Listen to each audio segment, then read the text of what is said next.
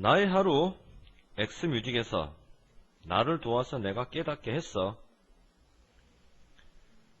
자, 아까 정리했던 사역동사 헬프, 오형식, 목적어 다음에 목적격 보호, 아이 안되고 동사 원형. 자, 뭐를 깨닫게 했나? 음악에 대한 사랑만이 유일한 건 아니야. 프로듀서가 되기 위해 필요한 주어지, 동사고, 접속사, 주어고, 동사고. 그런데 앞에 동사에 쓰는 ed가 붙은 과거, 그럼 뒤에 동사도 과거가 되느냐? 음악에 대한 사랑이 음악 프로듀서가 되기 위해 필요한 유일한 것이 아니라는 건 어제도 그랬고 오늘도 그렇고 앞으로도 그럴 거잖아. 변해 안 변해? 안 변하지? 일종의 불변의 진리. 불변의 진리에서는 아무리 앞에 나눈 동사가 과거라고 하더라도 반드시 무슨 시제로? 현재 시제로. 그래서 여기서는 is로 들어간다고. 알겠지 무슨 말인가? 그러면 접속사를 중심으로 이미 주어 플러스 동사가 나왔으니까 이 required는 또 동사일까? 아니지. 이 동사와 이 동사를 연결할 중간에 접속사가 한 번 더 나와야 되는데 그러면? 그러니까 접속사가 없는 상태에서는 얘가 동사지만 얘는 동사라고 보면 안 되니까 동사가 아닌 이디는 과거분사라고 보고 과거분사는 명사 꾸며줘야 돼. 해석 다시. 뮤직 프로듀서가 되기 위해서 필요한 것 이런 식으로. 명사를 꾸민데 pp가 명사 앞에서 뒤에서 선생님 뭐라고 설명했지? 명사를 꾸미는데 pp가 명사 뒤에서 그러면 뭐가 있다가 주격 관계대명사가 있다가 생략되고 주격 관계대명사 다음에는 동사가 나와야 되는데 pp하고 결합되는 동사는 무슨 동사? 비동사. 그래야 비동사 플러스 pp 무슨 태를 이루니까 수동태를. 그러니까 사실은 여기에 이제 이것이 있다가 생략됐다고 봐줘야 되는 거지. 이해됐지 무슨 말인지? 그러고 나서 이제 뭐가 보여? 이 콜론이 보이잖아.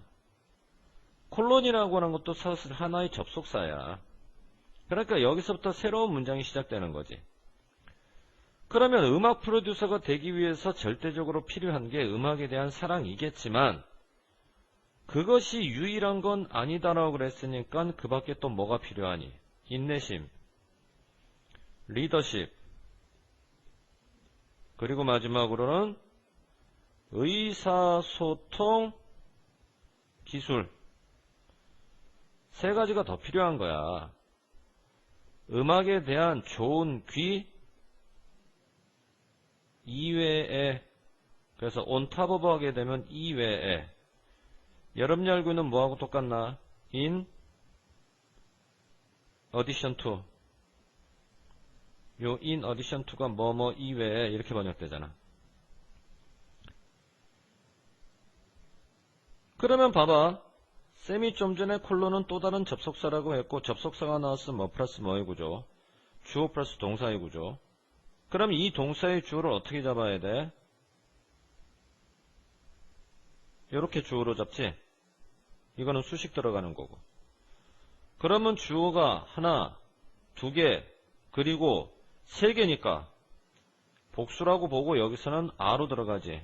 뮤직을 보고 is를 써버리면 안 되는 거지. 이제 그와 같은 것들이 여기서는 중요한 기술이란 말이야. 어떤 기술? 배워야 할 기술. 명사를 꾸미지? 형용사 적용법. 해야만 한다. 의무. 자, must 대신에 have부터 쓸 줄 알지? 뭐 해야만 한다. 의무. 둘 다 해야만 한다. 그런데 이거는 조동사고 요거는 일반 동사고. 그런데 그 앞에 I will이라고 하는 것은 I will의 준말이니까 이미 will이라는 무슨 동사가 나와버렸어? 조동사가 나온 상태에서 또다시 조동사가 들어갈 수가 없으니까 이때는 must 대신에 일반 동사 have부터를 쓰는 거지. 그렇지만 해석은 똑같이 나는 해야만 할 거야. 하나의 계획을 생각해내야만 할 거야. 컴업이든 생각해내다. 왜? 그래야 이 기술들을 개발하겠지. 그럼 여기서 말하는 이 기술이라고 하는 건 뭘까? 앞에 나왔던 요 세 가지를 얘기한다고 보면 되는 거야.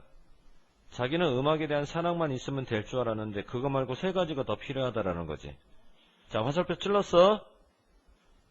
그러면 이제 이거를 우리말로 써봐라 그러면 여러분이 화살표를 찔렀던 세 가지. 첫째는 인내심. 인내님? 인내심. 두 번째는 리더십. 세 번째는 의사소통 기술. 요 세 가지를 써주면 된다는 얘기지. 알겠지? 무슨 말인가? 그렇게 해서 번역을 다시 해보면 생각해내야만 하지. 한 가지 계획. 이와 같은 기술을 발전시킬 계획. 이번에도 명사를 꾸미네. 마치 무슨 사처럼, 형용사처럼. 이게 바로 부정사의 형용사적 용법. 됐지? 그리고 쌤이 하나의 생각을 만들어내다. 좀 전에 봤던 컴업이다. 생각해내다. 요 정도 적어주면 되고. 보충해서 설명을 하나 더 하자면 헬프야. 우리가 좀 전에 헬프를 어떻게 정리했냐면 사역으로 정리했고, 사실 헬프는 한 가지 역할이 더 있어. 그 한 가지 역할이 뭐냐면 준사역. 그런데 헬프가 사역으로 쓰이든 준사역으로 쓰이든 전부 다 이건 몇 형식이냐면 5형식. 5형식이라는 얘기는 목적어 다음에 목적격 보호. 여기서 문제가 생기는 거지. 왜? 우리가 헬프를 사역으로 쓰고자 한다면 반드시 목적격 보호의 동사 원형인데, 만일 여러분들이 헬프를 준사역으로 쓰고 싶잖아. 그럼 투부정사 들어간다고. 다른 사역이라고 한다면 투부정사 쓰면 큰일 나지. 앞에서 선생님이 설명한 것처럼 반드시 원형인데, 희한하게 헬프는 사역이면서 동시에 준사역이기 때문에 원형 투부정사 다 써. 어쨌건 쓸 수 없는 한 가지는 ing고, 수동인 경우에는, 그런 경우에는 공통적으로 뭘 쓰니? pp를 쓰지. 자, 그리고 또 하나. 다른 사역이나 준사역은 안 되거든? 얘만 가능한데 필요한 경우는 목적어 살짝 생략할 수도 있어. 그러면 어떤 식의 논리가 나오냐면 목적어를 생략하면 헬프가 곧바로 투부정사와 만나든가, 심한 경우는 헬프가 곧바로 원형하고 만나기도 하지.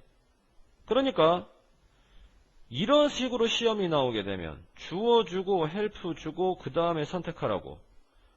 원형을 선택할래? ing를 선택할까? 이거 시험 굉장히 잘 나오거든? 이렇게 판단하면 안 돼. 헬프는 타동사, 목적어, 목적어 자리에 ing. 그게 아니고 이 시험 문제 자체는 지금 헬프 다음에 나와야 될 뭐를?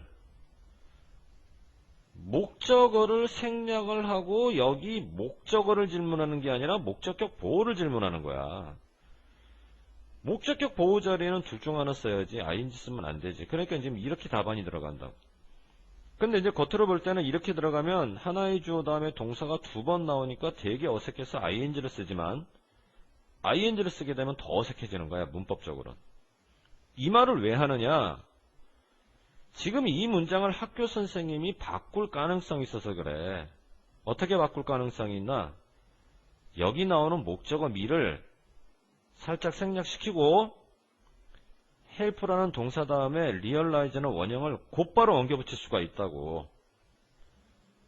겉으로 볼 때는 help도 동사, realize도 동사, 두 개의 동사가 연속적으로 쓰여서 되게 어색해 보일지는 모르지만 그래도 원형이 정답인 거야. ing는 안 된다는 거지. 알겠지? 무슨 말인지? 자, 여기까지 정리들 하자.